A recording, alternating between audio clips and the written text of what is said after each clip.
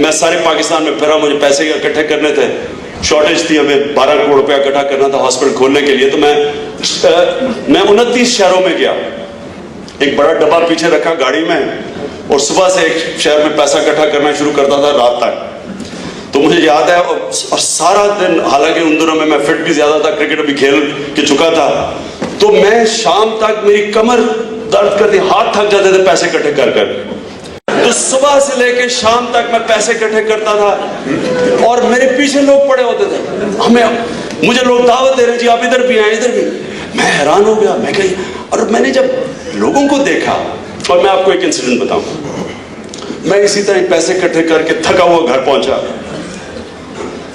تو میں بالکل یعنی کہ گرنے والا ہوا تھا. تو گھر کے باہر میں نے 3 آدمی کھڑے دیکھے, تو کہتے ہاں جی اسی وہ پیسے اکٹھے کیتے ہوئے نے, تو 8.5 آنا.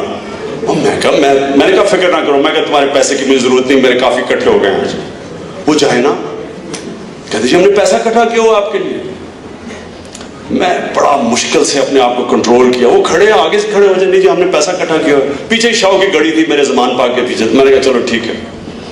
میں بڑا اپنا, ان دنوں میں نیا, ابھی میں پالیٹکس میں نہیں آیا تھا, تو میں غصہ کنٹرول کر لیتا ہوں, ان میں تھوڑا ذرا مشکل تھا مجھے کنٹرول کرنا. بڑی مشکلوں سے میں کنٹرول کر کے بیٹھا ہوں. وہ گاڑی جاتی ہے ایسے ایسے کر کے پیچھے شاہ کی گڑی میں, تو اترتے ہیں ہم, تو وہ گلیوں میں مجھے لے جاتے ہیں. میں گلیوں میں, اب پالیٹکس میں تو عادت ہوگی, ان دنوں میں مجھے عادت ہی نہیں تھی. گلیوں ایسی بو آ رہی ہے, گند پڑا ہوا ہے سارا طرف. میں ان کی طرف شکل دیکھوں, میں کدھر ہے, بس یہ ابھی ہے, ابھی ایسا کرتے کرتے لے گیا مجھے. تھوڑی دیر کے بعد میں دیکھتا ہوں کہ ایک مسجد میں لے جاتے ہیں.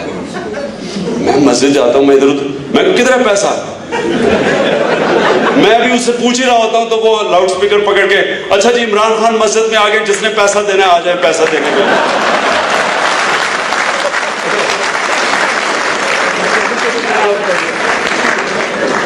بڑا میرا برا حال, میں اب سوچوں کیا کروں اس سے, بڑا کنٹرول الٹیمیٹ.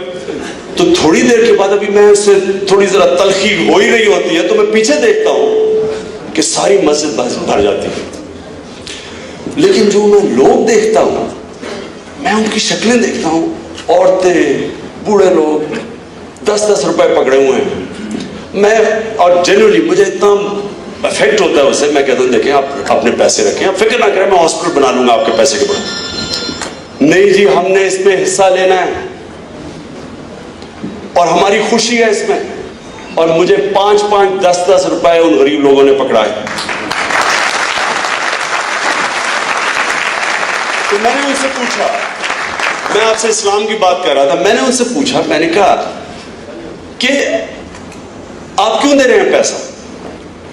اپنی آخرت کے لیے دے رہے ہیں, اپنی آخرت کے لیے دے رہے ہیں, اپنے سے ہٹ کے دوسروں کا سوچو. اور یہ جو ہمارے ملک میں پاور ہے, ہمیں سمجھ ہی نہیں ہے کہ یہ جو لوگ ہیں یہ بہت بڑے, آپ کے طاقتور آپ کے پاس قوم ہے. میں آپ کو ڈاکٹر اشفاق احمد خان کا پتہ نہیں آپ نے کتنوں نے سنا ہوگا, بہت بڑا پاکستان کا انٹلیکچوئل تھا.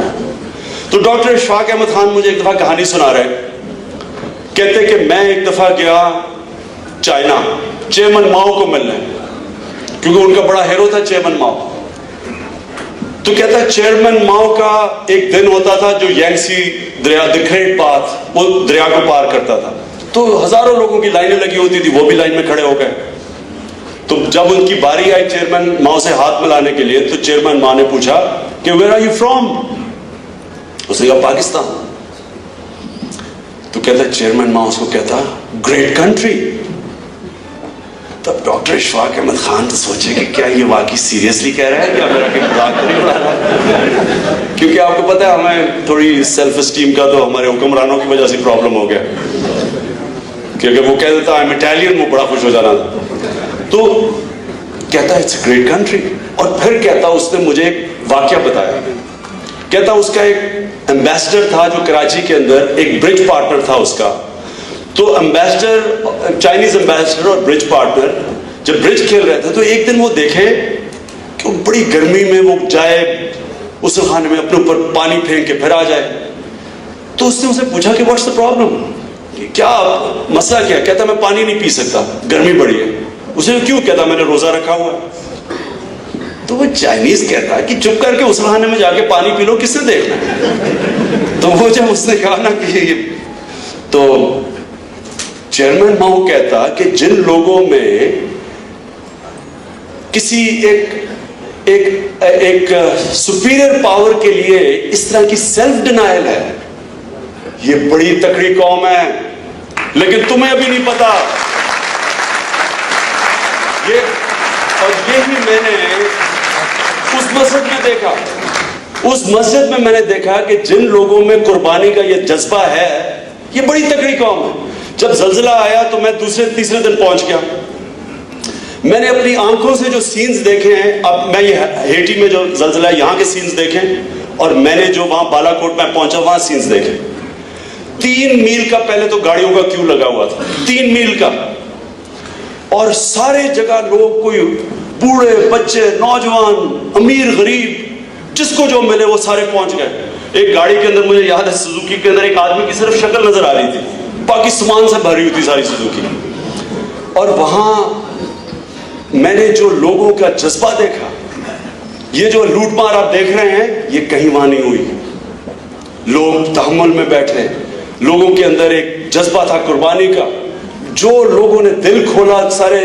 ہمیں جو وہاں حادثہ ہوا تھا، یہاں تو ایک شہر میں ہوا نا، وہاں تو اتنا سپریڈ آؤٹ ایریا تھا، پہاڑی علاقے تھے، گاؤں تھے، تو جس طرح لوگوں کا جذبہ تھا اور جتنی حکومت نہیں تھی اتنی زیادہ پبلک گئی تھی۔ تو یہ ہمارے پاس ایک بہت بڑی قوت ہے۔ یہ لوگ اگر جس وقت موبلائز ہو گئے، یہ آپ حیران ہوں گے کہ یہ لوگ کیا کیا پرفارم کر سکتے ہیں۔ اور میرا یہ ایمان ہے کہ انشاءاللہ یہ وہ پاکستان بنے گا جو کہ ایک ماڈل سٹیٹ بنے گی، ایک انشاءاللہ وہ سٹیٹ بنے گی جو ایک مثال بنے گی، ایک ڈیموکریسی بنے گی، جو نیچرلی پاکستانی ہمیں ٹالرنٹ لوگ ہیں۔ یہ کہنا کہ جی ہم اسلام ٹالرنٹ، لوگ ہمارے بڑے سخی ہیں، ہاسپٹیبل ہیں، اور یہی پاکستان انشاءاللہ ایک لیڈرشپ پرووائڈ کرے گا، ایک مثال بنے گا باقی مسلمان دنیا کو، فلاحی اسلامی ریاست بن کے۔